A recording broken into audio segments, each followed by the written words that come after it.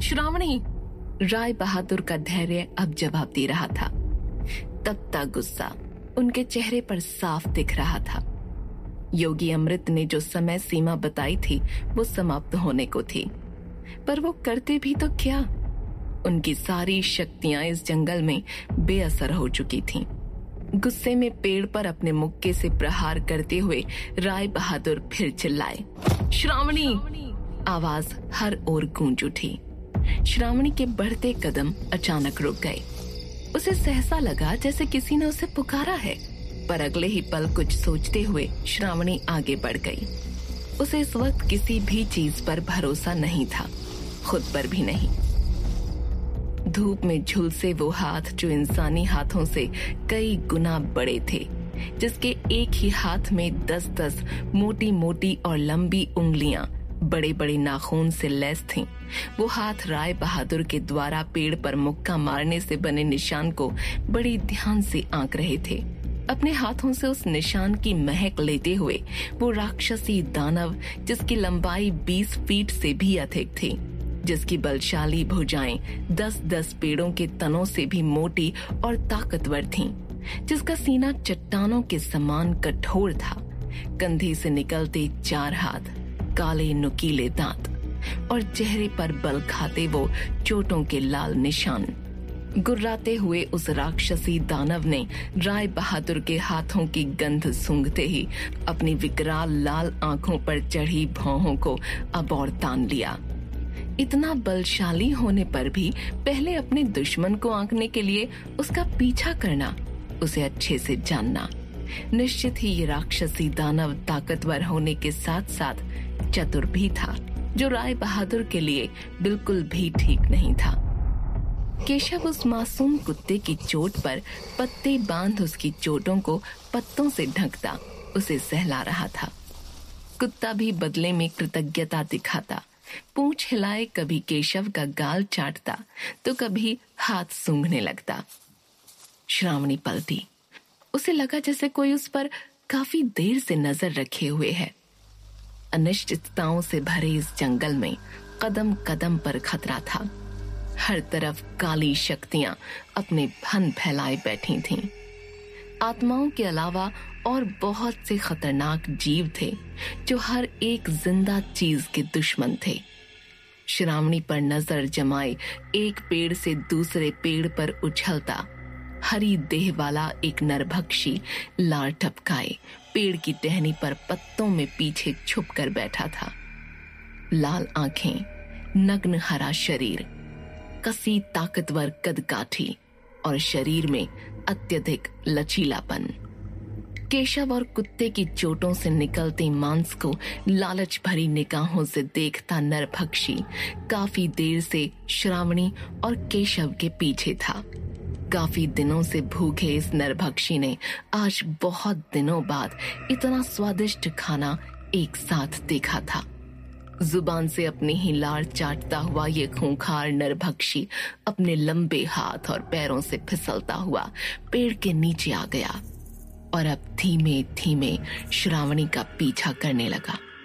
उसे श्रावणी के थकने का इंतजार था, जिससे कि उसका सामना करने की ताकत ही उनमें से किसी के पास भी न बचे।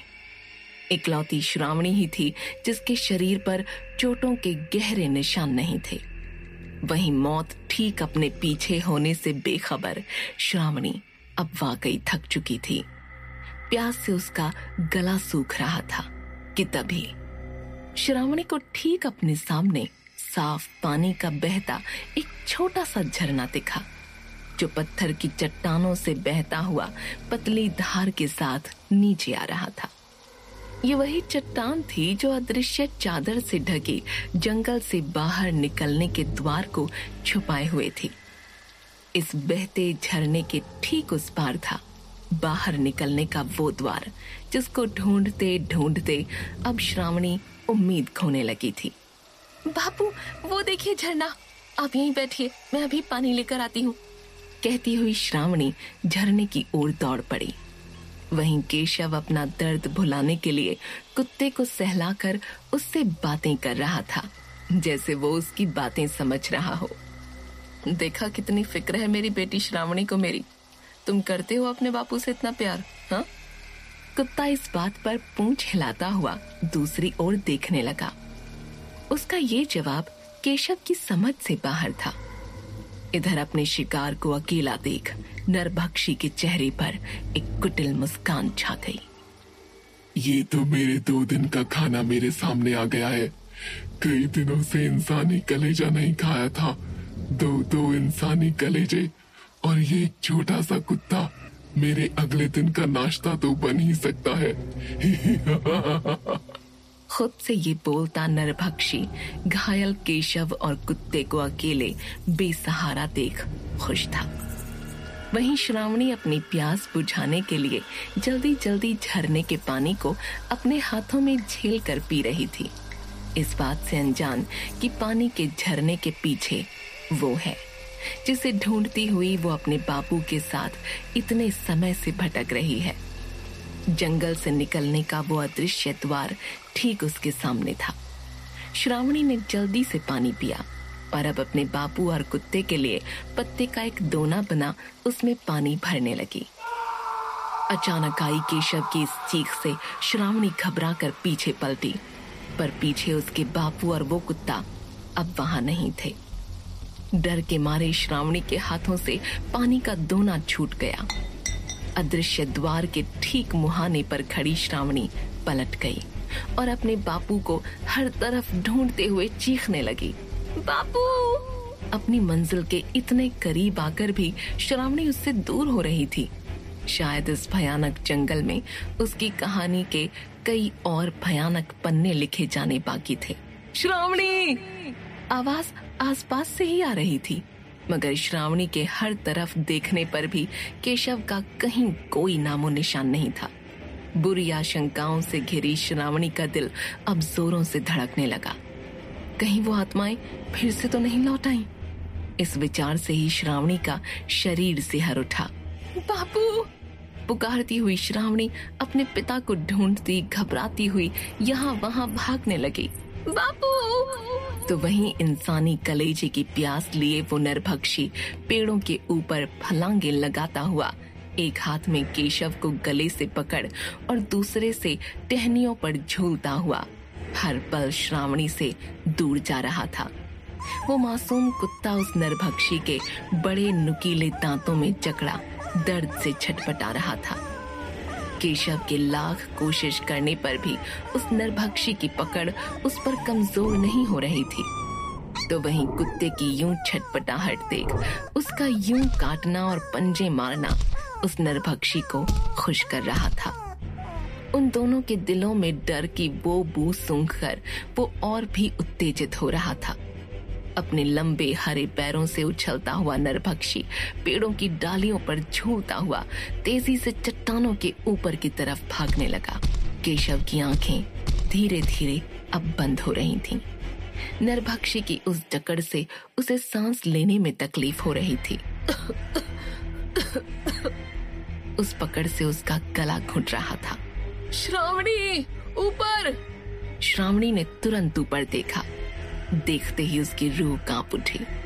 हरे रंग का एक खूंखार अनदेखा जीव हवा में उछलता हुआ उसके बापू को जकड़कर दूर ले जा रहा था। बापू! श्रावणी पीछे भागी, पर नरभक्षी के सामने उसकी गति बहुत मामूली थी। श्रावणी ने तुरंत जमीन से पत्थर, लकड़ी, जो भी चीज सामने आ रही थी वो हर चीज उठाकर उस नरभक्षी की तरफ फेंकना शुरू कर दिया। पर मोटी चमड़ी के उस नरभक्षी के शरीर पर वो वार जैसे कंकड़ के समान हो। उसे उनसे कुछ भी फर्क नहीं पड़ रहा था। तेजी से अब चट्टान के ऊपर छलांग लगाते हुए आखिरकार वो नरभक्षी चट्टान के सबसे ऊंचे टीले पर पहुंच गया और केशव को जमीन पर पटकता हुआ, कुत्ते को अपने हाथों से मसोचता हुआ उसने नीचे खड़ी श्रावणी को घूर कर देखा। एक चिढ़ाती सी हंसी उसके होठों पर फैल गई, जो बता रही थी कि वो केशव के साथ क्या करने वाला है। घुटन की वजह से केशव बेहोश हो चुका था। उसके सर पर नरभक्षी के रूप में मौत मंडरा रही थी। छोड़ दो मेरे बापू को, तुम जो भी हो, वरना मुझसे बुरा कोई नहीं होगा। श्रावणी गुस्से में चिल्लाई। मुझे पता है तुम उन चांडाल आत्माओं के साथ हो, पर इस सब में मेरे बापू की कोई गलती नहीं है, उन्हें छोड़ दो। श्रावणी नरभक्षी के सामने गिड़गिड़ाई, मगर न ही श्रावणी के गुस्से का न ही यूं उसके गिड़गिड़ाने का उस नरभक्षी पर कोई असर पड़ा। नरभक्षी बिना कोई सवाल जवाब किए अपने खाने की ओर पलट गया। मैं तुम्हारे हाथ जोड़ती हूँ, मेरे बापू को छोड़ दो, चाहे तो मेरी जान ले लो, पर उन्हें बख्श दो उन्हें। मुंह से छाती तक झूलती अपनी लार को फिर मुंह में खींचते हुए नरभक्षी ने अपने तीखे नाखूनों की ओर मुस्कुराकर देखा और मासूम कुत्ते को अब अपने पंजों में दबा नरभक्षी घुटनों के बल बैठता हुआ बेहोश केशव के शरीर में बहते खून को आंख बंद कर बड़े चाव से सूंघने लगा। इंसानी खून, इंसानी कलेजा, इंसानी मांस। मगर जैसे ही केशव के शरीर को अपने दांतों से चीरकर उसे खाने के लिए नरभक्षी आगे बढ़ा, उसके पंजों की पकड़ कमजोर होते ही कुत्ता छटपटाते हुए नरभक्षी से छूटकर भागने लगा। नरभक्षी ने पीछा किया, मगर तभी कुत्ते का पैर फिसला और वो तेजी से जमीन की ओर बढ़ने लगा। झुंझलाया नरभक्षी तेजी से पत्थरों पर उछलता पीछे दौड़ा, पर कुत्ता अचानक कहीं गायब हो गया। नरभक्षी गुर्राया, पत्थर को सूंघते हुए वो कुत्ते को ढूंढने लगा। कुत्ता नरभक्षी से कुछ ही दूर एक पत्थर के पीछे छुपा था और इधर बापू, श्रावणी तेजी से चट्टान पर चढ़ती हुई केशव की ओर बढ़ रही थी।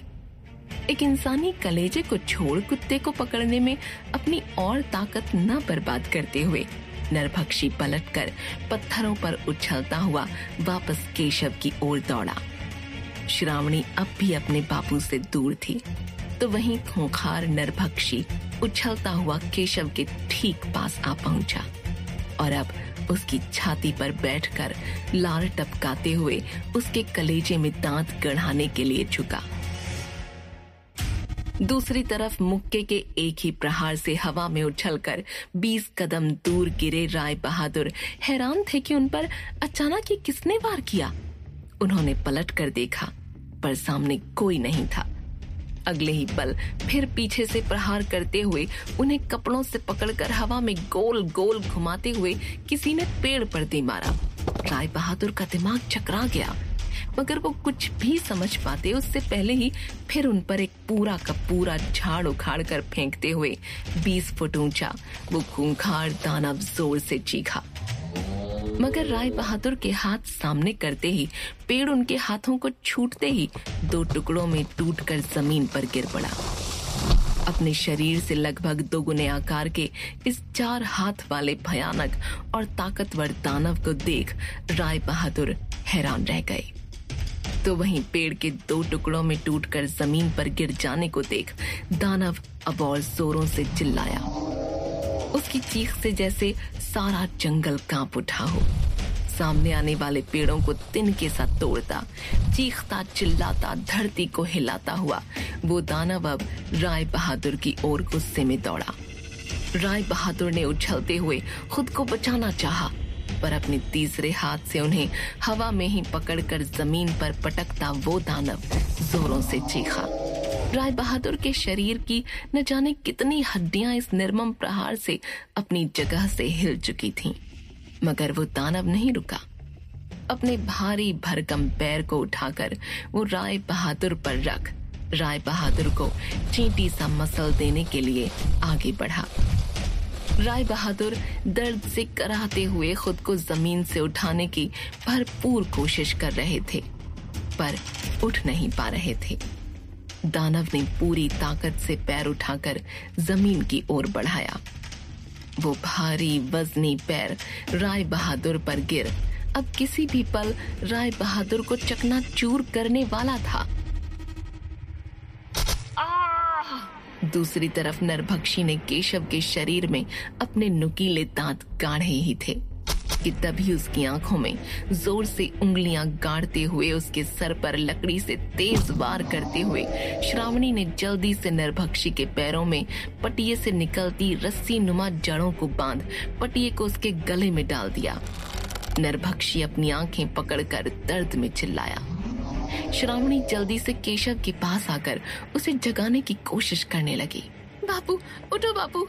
पर केशव अब भी बेहोश जमीन पर पड़ा था।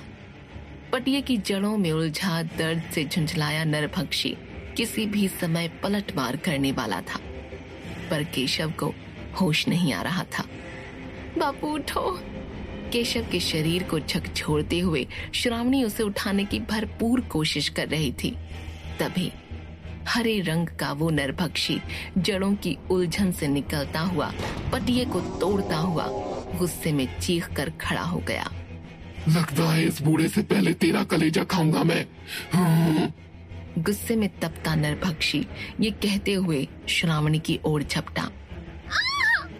श्रावणी खुद को बचाने के लिए तेजी से भागी, मगर पत्थरों पर अपने लंबे लंबे हाथ पैरों से उछलता नरभक्षी श्रावणी की गति से कई गुना तेज था। श्रावणी की जान खतरे में थी। नरभक्षी श्रावणी से बस कुछ ही दूर था। केशव बेहोश चट्टान पर बेसुध अकेला पड़ा था। राय बहादुर किसी भी समय उस महादानव के पैरों तले कुचल दिए जाने वाले थे। सब कुछ बिखर रहा था और ये सब सफेद धुएं के एक जादुई गोले पर देखता खुशी में हाथ उछाल उछाल कर कोई जोर जोर से हंस रहा था। भागो भागो और तेज तेज, ये पकड़ा वो पकड़ा। ओह, कितने दिनों बाद इतना मजा आ रहा है। ये वही शख्स था जिसकी कमर पर राय बहादुर की वो जादुई बाली बंधी हुई थी। राय बहादुर और श्रावणी की ऐसी दशा पर हंसने वाला ये शख्स किसी खिलौने सा अब जंगल के रूप को अपने जादुई गोले की मदद से बदलने लगा। अब इस महादानव को जरा कीचड़ में दौड़ाया जाए। ये लड़की को चट्टान से नीचे और बेहोश बूढ़े को। कहते हुए रहस्यमयी शख्स फिर जोर जोर से हंसने लगा। इधर योगी अमृत के माथे पर चिंता की लकीरें बढ़ती जा रही थीं। ब्रह्म मुहूर्त के प्रथम चरण के खत्म होने में अब कुछ ही क्षण बाकी थे। रह रहकर योगी अमृत बार बार हवेली की खिड़की से ये उम्मीद करके झांकते कि शायद अब राय बहादुर श्रावणी को ले वापस आ गए हों, पर हर बार उनके हाथ निराशा ही लगती। योगी अमृत की ये परेशानी दूर से देख रहे चंदन लाल की भी उम्मीदें अब धीरे धीरे टूट रही थीं। क्या भयनगर पर फिर उन चांडाल आत्माओं का राज हो जाएगा? कैसे बचेंगे राय बहादुर और श्रावणी अपने पीछे पड़े उन खूंखार दानवों से? राय बहादुर और श्रावणी की जान से खेलता ये रहस्यमयी शख्स है कौन? जानने के लिए सुनते रहिए भयनगर।